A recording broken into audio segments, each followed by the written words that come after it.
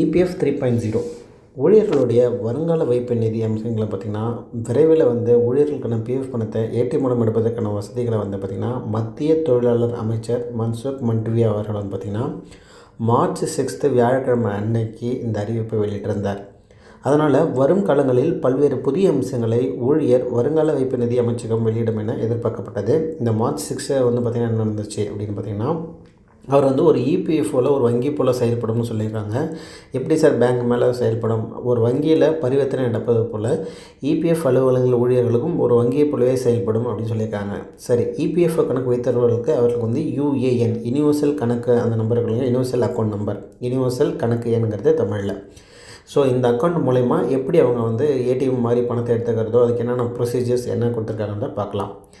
இனி விவரங்களை மாற்ற இபிஎஃப்ஓ அல்லது உங்கள் அலுவலகத்திற்கோ செல்ல வேண்டாம், போர்ட்டல்லே பண்ணிக்கலான்றது ஏற்கனவே ஒரு பெஸ்ட் விஷயம்.